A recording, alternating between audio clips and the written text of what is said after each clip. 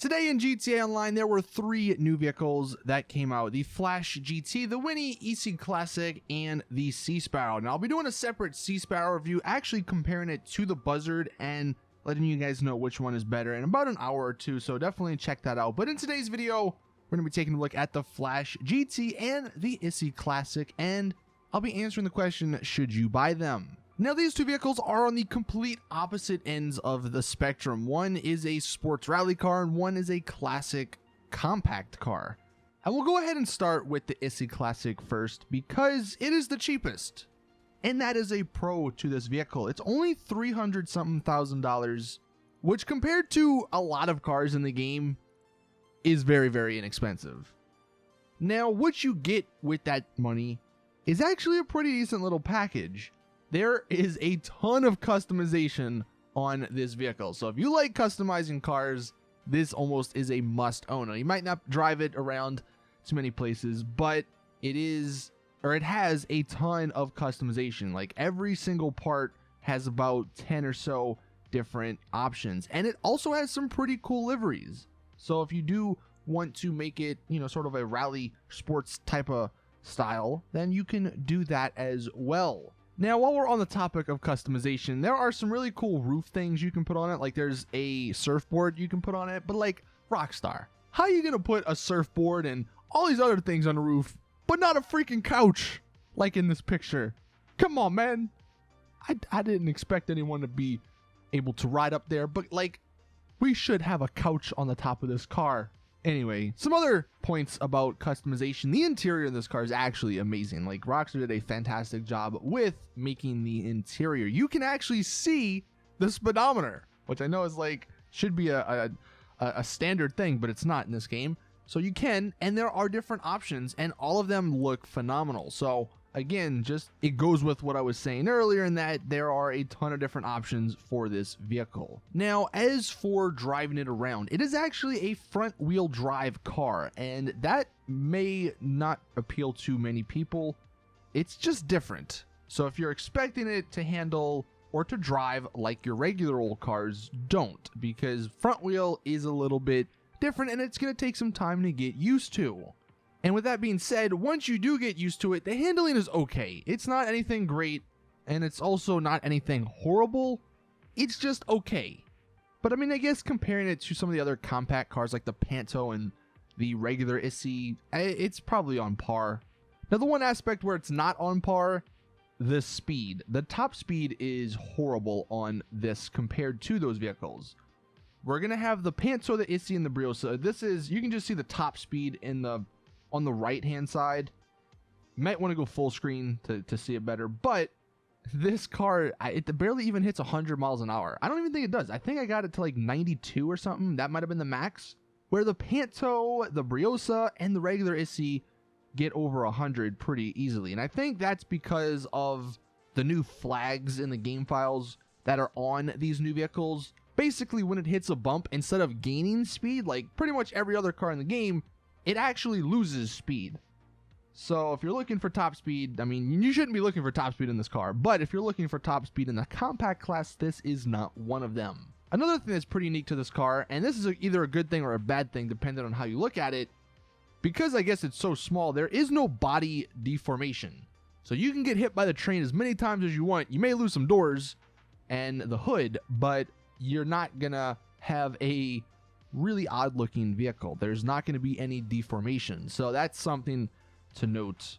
And then the final thing, as for size, just to compare it against the Panto, the Issi, and the Briosa, you can see the Panto is a little bit smaller, but this vehicle is smaller than the regular Issi, and I would say it's probably close to the same size as the Briosa. So not sure if that matters to anyone, but there is a size comparison. Now, overall, I would say this is a pretty decent car for the price tag. If you are a car customization guy, then definitely buy it. And if you're just wanting for something different, something new, whatever, then it's not bad if you have the money, and it's not going to cost too much. Now, if you do plan on playing the adversary mode, the Cops and Robbers adversary mode, I would say this is a must buy because you can actually choose your custom version in that adversary mode, and that makes a big difference. The stock version is not bad, but with the custom version, with it all upgraded, it makes life a lot easier. And if you want to win, it's a lot easier with the custom version. So there are my thoughts on the Issi Classic. Now the Flash GT. This one is this one's a Rockstar car. You could tell. So first off, the price. It is $1.6 million. That is more than some of the high-end supercars, man. That's a lot of money. This might be one of the most expensive sport cars in the game. I believe this actually might be more than the Pariah, which is the fastest sports car in the game. Now for that $1.6 million, what do you get? You get a pretty decent package. Like, I'm not gonna lie, it's a pretty good car. It looks great, I think. I mean, if you're going for that sort of rally or, you know, I don't even know what type of car this is because I'm not a car guy, but I guess it's a rally. It's based off the Ford Escort, and I mean, it looks great if you're comparing it to real life. And it's got some really fantastic liveries. You can actually make the Ken Block version, and I know some people bought the Drift Tampa to make the Ken Block version of that car, so you can do the same thing with this one. So if you like Ken Block, you like drifting and all that, then yeah, this has the liveries for you. But apart from that, customization isn't anything special. I mean, it's got some decent options. Like, there's a ton of spoiler options, which is cool. There's some okay hood options. There's some okay roof options, you know, skirt options and stuff. But nothing insane, nothing incredible. So it's probably just decent. It's average. Now, one thing you'll notice when you get out, I like the sound of this car. The sound of this car is really nice.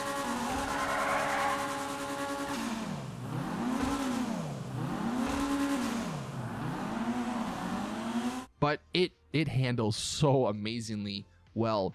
Now, that probably is because the top speed isn't anything good, but I would say that this car is a quick car. It's not really a fast car, but it's quick. And one thing I sort of noticed when I was just driving around, it feels really light, and I think that might also play into why it handles so good. And one thing, I went off-road just a little bit. You know, I went, what is it, east of the city to the little mountain area, or off-roading area over there, and I went to go driving around, and it handles really good. It handles like those little bumps really nicely. So if you do plan on maybe using this as a rally car off-road or something, then this might be one of the better options. Now, as for top speed, this is where you start questioning why it costs so much money. You would think for 1.6 million, it's in the sports category, that it would be, you know, pretty decent, probably on par with, say, the Massacro or the Jester. But it's not even close. So you can just see this is again in single player, and you can see on the right the speedometer for the vehicles, how fast they go, just on this little strip. This isn't anything official, obviously, but you just get an idea. The Flash GT, it only hit, I believe, like 112, 113 on this, and it has that same problem as all the other new vehicles. When it hits a bump, it doesn't gain speed, it actually goes slower, and that really affects the top speed. Compared to the Massacro race car, that thing I think almost hit like 130 at one point. I tested against the LG Custom because I was like, all right, well, maybe it's not a top tier super. Let's test it against the LG Custom. That's probably a middle, I mean, not super sports car, but the LG Custom, Retro Custom is probably like a middle range sports car. The LG actually had a much higher top speed. And I was like, all right, let's go to the bottom. Let's test it against another rally car. I did the Tropos Rally, and the Tropos Rally actually had a higher top speed than the Flash GT. So top speed's really not good on this vehicle. Now, for racing, it's probably not going to be any good, but maybe if you're doing a race off-road and it has a lot of turns and stuff, this one might be good because it does handle those turns. Like I said, the handling's really good, but the top speed, man, Rockstar really messed up with that. So I guess ultimately I would say the Flash GT, while it's a fantastic car, the two main issues, and these are pretty big issues, the price tag and the top speed bug. Maybe if they fix that top speed bug, it might be pretty decent in the sports class, but at the moment it's not, and it's just way too overpriced. I feel like this car should have been at max $1 million.